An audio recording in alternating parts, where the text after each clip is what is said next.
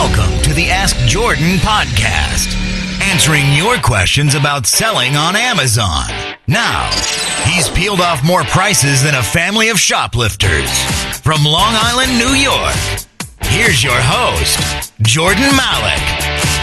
Hello, everyone. This is Jordan Malik, host of the Ask Jordan podcast. This is the podcast where we answer your questions about selling on Amazon. It's our 83rd episode.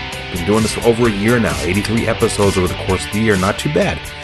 And I want to thank you so much for your comments and your feedback. And a lot of you have submitted questions. I am still getting to them, and I appreciate that. We're trying to answer all questions that we can. If you missed an episode, go over to askjordan.net. See the most recent episodes there. There's also a link to our archives on that same page, askjordan.net. A link to our archives. So your question may already be answered. If you think I've blown you off and I haven't answered your question, just go to askjordan.net, look for the little envelope icon near the upper right-hand corner. Send me an email, let me know. I'll do my best to get your question answered, or at least guide you in the right direction. So we're going to be doing something different for this episode, recording this late April. Normally I take a question from a caller, play the caller's question for you. I'm not going to do that. I'm going to kind of consolidate because I'm getting a lot of email questions from people saying, Jordan, I want to get started selling on Amazon. Do I source products via online, which is called online arbitrage, buying products online from stores low and selling them high on Amazon? Or do I jump right into wholesale, slash private label slash importing? I'm kind of lumping those three things together, wholesale and importing and private label, because it's the concept of buying products in bulk from a manufacturer. Reason I bring this up is you have people that are firmly on one side of the camp or the other. Most Amazon sellers these days are saying, well, the only way to do a proper Amazon business is to buy wholesale. Well, the only way to properly do Amazon is from private label. Oh, the only way to get started doing selling products on Amazon is through online arbitrage. It's buying products low online to resell high on Amazon. Some folks say the only way to do it is retail arbitrage. Retail arbitrage is going in stores to find products that are priced low that you can resell high on Amazon. And the reality is that there's no right answer, and you should be really ideally experimenting in each one. Today we're just going to talk about the differences between online arbitrage, it's buying products online to then receive and then prepare and ship to Amazon's FBA warehouse, versus wholesale, buying wholesale or private label. We're going to be synonymous. We're just going to call it wholesale today, or importing. The pros and cons vary with each, right? So with online arbitrage, it's very easy to get started, right? You sit in front of your computer, you open up Amazon, you go look at sites like Walmart or Toys R Us, find out what's on sale, purchase that item. The item is shipped to your home. This, assuming you're in the U.S. when you're hearing this, the item is shipped to your home. You prepare it, you send it to Amazon's warehouse. Some people actually will have the items shipped to a third-party warehouse. FBA Inspection is one. I think the website is fbainspection.com. Look for it in the show notes and put the link there. They are a warehouse that will receive your products that you order directly online.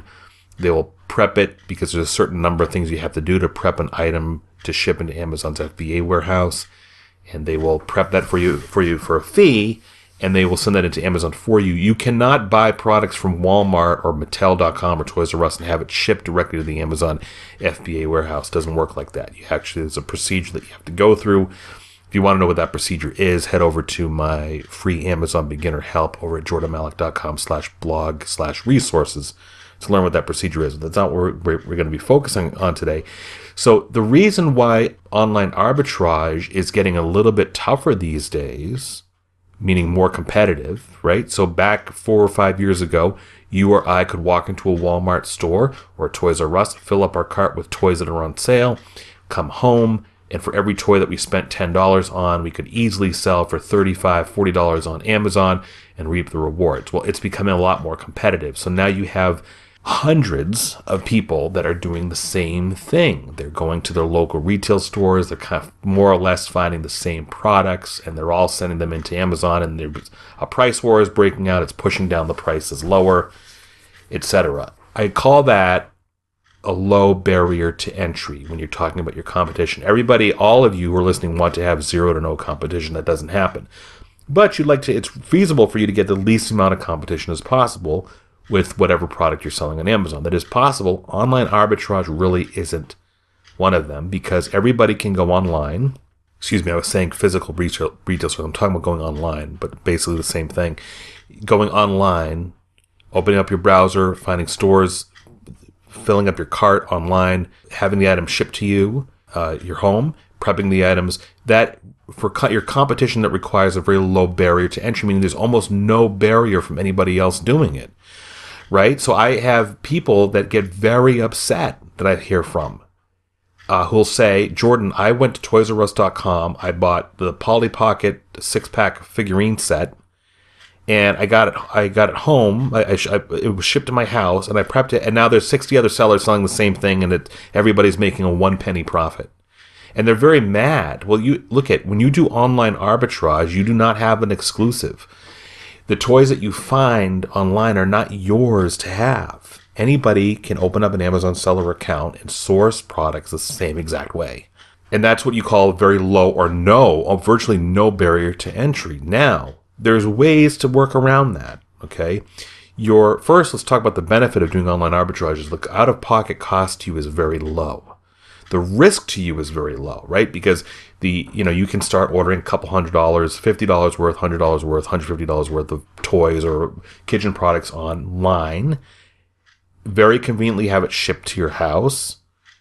Prep the products for Amazon FBA, send them in the Amazon warehouse, and then wait for them to sell, right? So the risk to you is very low. There's not a lot of financial outlay initially. And if there is a potential that the items won't sell, many online stores right now have generous return policies. So if you buy an item, ship it into Amazon, 60 days later, you realize it's not selling, you can actually have Amazon ship the items back to you for a pittance, mere pittance, and you bring the items back to the stores and get a full refund. Now, some stores are only going to allow 30 days, whatever. So you do it within 30 days. I think Bed Bath & Beyond's return policy is very generous. You could actually return the items to Bed Bath & Beyond like 80 days later, right? So the risk to you is extremely low. The cost to you, initial cost, is extremely low. Hence, you have a flood of competition. Now, let's talk about the ways to get around that. I have a membership site, and you do not have to join this site. I'm only saying this by example. Our site is called Find Spotter, and it was the first site to alert Amazon sellers to other products that were online that you could purchase and then resell for a profit. Now, a good segment, maybe 30-40% of the products that we recommend, yes, they go down in price on Amazon. So our members pay a monthly fee. Our staff puts together a list of 15-20 products a day, 6 days a week. They get that list. They buy whatever quantity they want. We recommend certain quantities to lower our risk level. And they receive the products and they send the products in. Now, half of the products that we mentioned, yes, the price initially does dip on Amazon, right? So we're recommending a toy that you can buy at Bed Bath & Beyond for $10 because we see it on Amazon for $40. Yes, the price can go down. We can't control that. That's the market. People complain, well, Jordan, the price went down. That's not my problem. We don't control prices on Amazon. The sellers, the individual sellers, of which there are dozens or hundreds, not necessarily Find Spotter members. These could be anybody who found the same deal. They'll say, oh, gee, I got competition, I'm going to lower my price. It's a knee-jerk reaction. They want to quickly move their products. They lower the price, and then the other sellers get discouraged or pissed off because the prices go so low they can't make a profit. Well, the products that we recommend on Find Spotter are a little different because they're typically clearance or closeout products. There's only a limited amount of quantity to go around in the first place. Thus, the amount of sellers you have competing for the same product is generally low. But the other thing that we do is, and we tell right up front, whoever joins Find Spotter, you could feasibly wait 3, 6, 9 months for you. This is a long-term game. Long-term, it's not even 3 to 6, 9 months is actually considered short-term, right? But this isn't a push-button business where you find something online, no matter where you get it from Find Spotter or somebody else or your own research, and you expect it to make a profit right away. No, I find products online, either through Find Spotter or on my own, that have very limited quantity, and I buy 6, 10, 20. I sometimes wait for a full year. I'll give you an example. I bought PartyCity.com had a clearance on, I think they were New York Yankee cake pans. They were plastic, kind of like the oven-proof plastic cake pans. I waited like 9 months for those to start selling. I bought them for $1 or $2 a piece because they were on clearance, and I waited a good 9 months. Now I'm getting $14, $15 a piece. Online arbitrage is not for you if you want to. I think any quality sourcing method for Amazon sellers is not for you if you want a quick turnaround. I don't even know if there's such thing as a quick turnaround anymore. And no matter what online business or internet business you pursue, pushing a button and making profits does not happen, period. If it does happen, it's very rare and you're very lucky, okay? So the out-of-pocket cost for you to do online arbitrage, buying products online low, selling them high on Amazon, is very low, right? The barriers to entry are almost non-existent. Anybody can do it. Thus, your competition is high, okay? There's ways to increase your profit margins. I'm going to leave a couple links with the show notes on this podcast. If you're watching on YouTube, you'll see it when you click on Show More, or if you go to AskJordan.net, look for episode 83, you'll see the links. There's a couple guides that I have online on my blog that are free for anybody to help you gain a competitive advantage with online arbitrage. And a lot of sellers don't do those things. They just want to buy something real quick and sell it, and they don't bother to do the strategies, quality white hat strategies to decrease your costs and improve your profit margins. And that's what I'll show you in those free links. So look for that episode 83 at AskJordan.net. The links will be there. One more thing I want to say about online arbitrage. The amount of elbow grease you put into online arbitrage over a period of time is high. And here's what I mean by that. When you're always doing online arbitrage, you're always looking for products to sell. Day in, day out, if you want, ideally more than a couple times a week, you want to be online looking for products to get a steady stream of inventory. And you're constantly strategizing and using the tools that I'll talk about, the links I'm going to give you in the show notes of how to reduce your costs and make more money and make more profit, etc. So it's a lot of work for onesie twosies, and that's okay. I'm not dismissing it. It's still okay. I still do it today. So you got quantity 2 of these, 5 of these, 10 of these. You're doing a lot of work amongst those several different products. So there is a significant amount of elbow grease that's involved every time you get new products online to sell. There's a significant amount of elbow grease in sourcing those products, prepping them to ship to Amazon, managing your financials for each different product, tracking each different product, knowing what each product is sold for, what your profit margin is, etc. Okay. Now let's switch over to buying products wholesale. Like I said, I'm lumping together wholesale and private label and importing together. The costs for you initially are going to be higher, not as high as they used to be, but they're going to be up there. So the costs in time and money are going to be higher in the upfront because you have to do a lot of research, right? You have to do a significant amount of research. You have to do a certain amount of negotiations, finding a supplier, negotiating with a supplier, getting the product manufactured, getting product samples to view. By the way, the steps in this are going to be covered for free in a webinar, a replay webinar that I hosted at jordanmalik.com/webinar just for a few days, this last few days in April. It's a free webinar on that. Or if you don't get that webinar, go to jordanmalik.com/blog/resources, and there's some links on there for information, free information about wholesale, free information about private labeling. So your upfront cost is going to be high because you've got to buy in bulk to achieve those low prices. And your upfront time investment is going to be high, weeks, really, or more, researching your product, negotiating with a supplier, customs duties, if you're importing from outside the U.S., negotiations, etc. Okay, there's people that are experts in that. They'll speak to that much more freely and smartly than I can over at jordanmalik.com/resources. But the benefit of buying wholesale or private label, pursuing that avenue, is that there's lesser work for you in the long run. So like I said just a few minutes ago with online arbitrage, you're constantly getting different products that are different all the time and tracking different prices for all these different products. And you almost, in a customer service respect with online arbitrage, you kind of have to be you can expect to get questions about all these different products at some point, right? So you have to kind of have a little bit of expertise in all those different ones. With wholesale, you're getting one product, or you're starting with one, or you're getting 2 or 3 or 5 over the course of time, and you're just kind of rinsing and repeating the same product, right? So the profit margins are generally going to be a little bit higher, but your investment up front is also going to be higher. Your time invested up front is going to be much higher than online arbitrage. But your long term, over the scope of weeks, your amount of elbow grease you're putting in per unit sold on Amazon is far less, because this is a product that you have in multiple quantities, right? So it's also a higher barrier of entry for somebody to immediately copy you and get the same exact thing at the same exact or a similar price point, so they can enjoy the same amount of profit margin you have.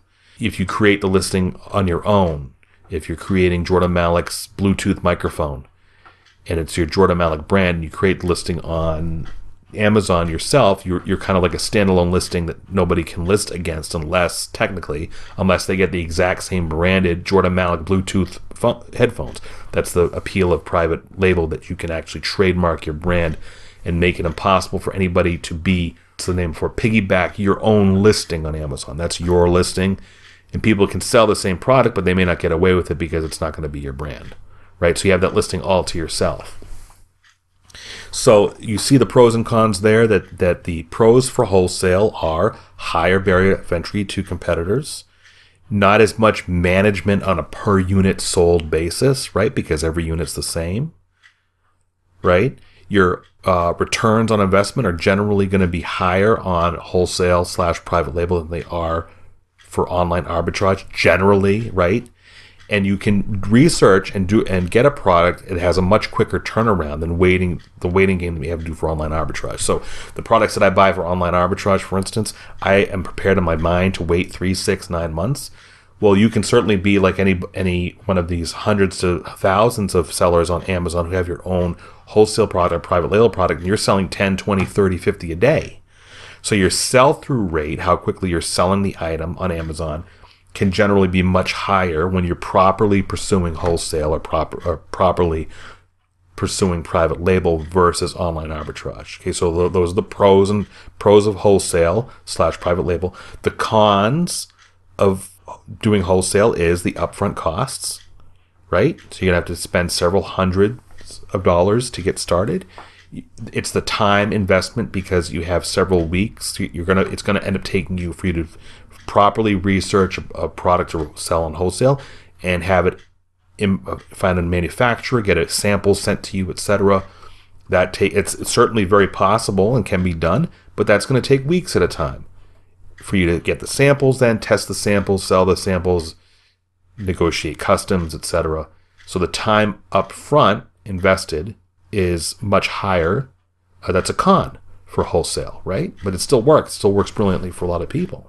There's a happy medium. Now, you don't have to pick one or the other. You don't have to pick just online arbitrage or just wholesale. You can do a mix and see what works for you, right? One of the alluring things about selling on Amazon is I like to get into the areas of product that you can do in volume, but it requires manpower to some degree, that nobody else wants to touch.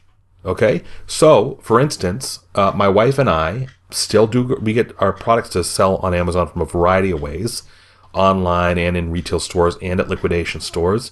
And now I'm flirting with private label myself. And one of the ways that we like to get our inventory is through yard sales, because the margins are so ridiculously high.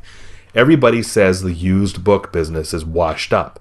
The sellers who are saying there's no more money in the used book business are like 100% wrong. Because the reason why they're saying that is they're going to the same places where all the other booksellers are going to.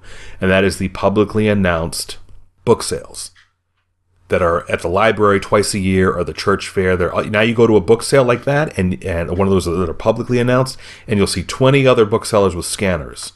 And they're like animals, all of them.